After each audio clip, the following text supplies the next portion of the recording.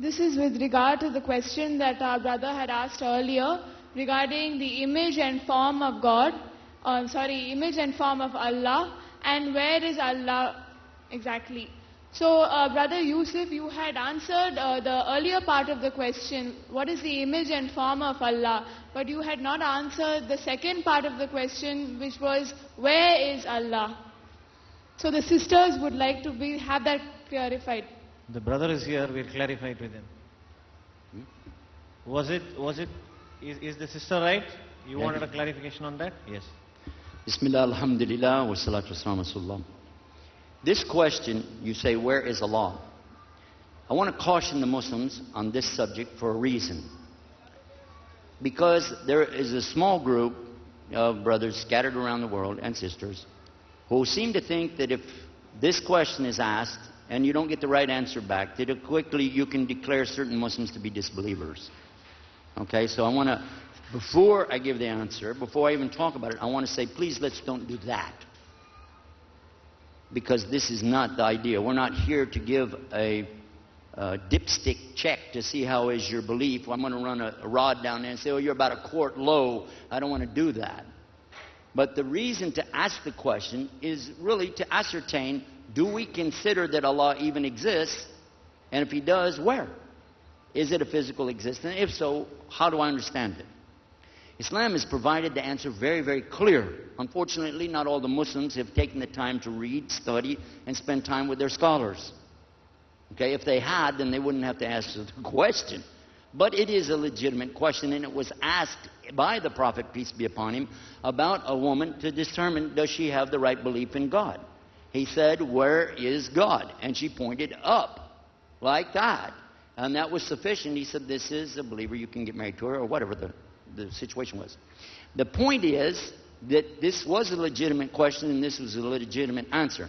But now, I found from some other Muslims, so-called anyway, they're called the Nation of Islam, they asked me, after one of our programs, they said, well, if you said Allah is up and you held your finger like this, okay, 12 hours later, the earth will rotate, so you'll be pointing the other way. Does that mean God went down, or how does that work? Huh? And right away you're going, oh.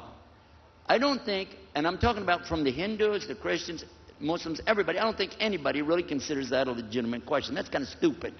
Because what you're saying is God is up above the heavens, wherever that is.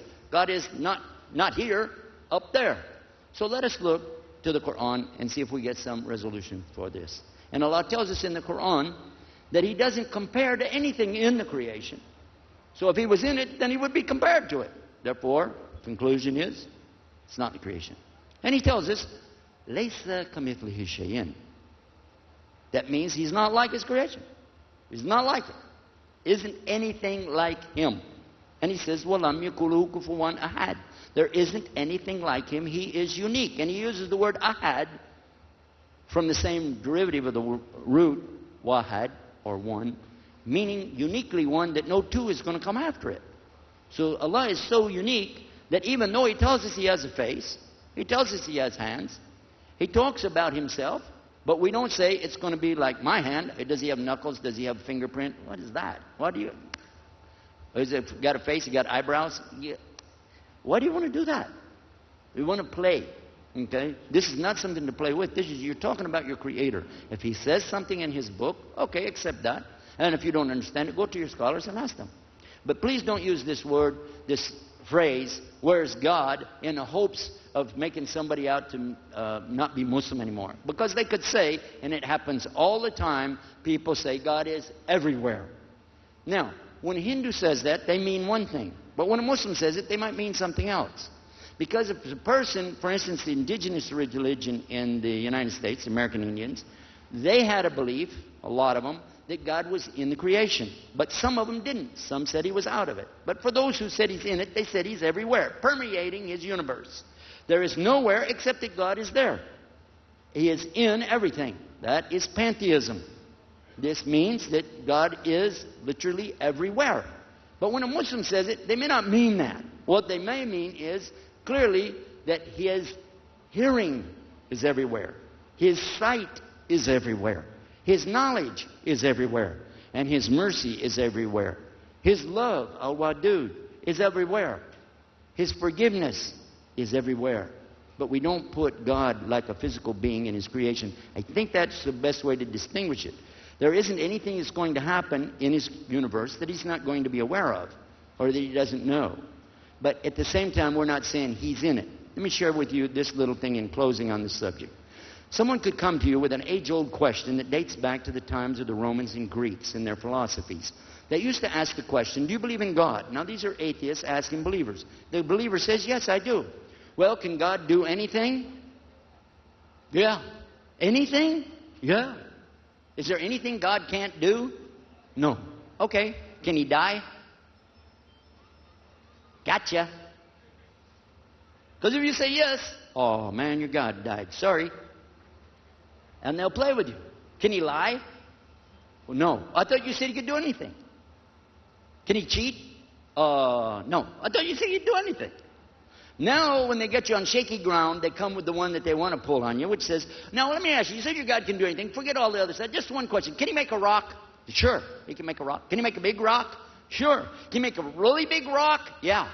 Can He make a rock so big that nothing can move it? Sure. Even He can't move it? Uh-oh. Let me get back. Let me ask the sheikh. What will you say? Because the concept that you're talking about and the concept that the atheist is talking about, he's just playing with you. He doesn't care. We don't say God is in His creation, though, and then we don't get into trouble. Why? Because can Allah make this rock so big that nothing can move it? Sure.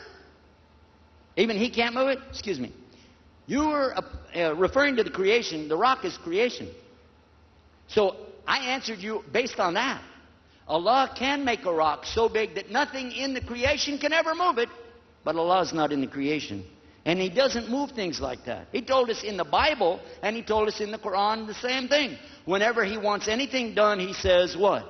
Kun fayakun. Be, and it is. That's how He works. He doesn't go get a lever and a fulcrum and then, let me move that rock. Why did I put that over there? It's too big. This is not how God operates. And when you compare God to the creation, then you have brought this whole concept down to something that people will easily destroy. And then all you have left is your faith in what? And then you're not sure anymore. You get doubt. And then you just have to run over by yourself and you can't share your message anymore. So this is why it's important to stay on this pure and pristine image of what we believe about the Almighty. He is not like His creation. He is not in His creation.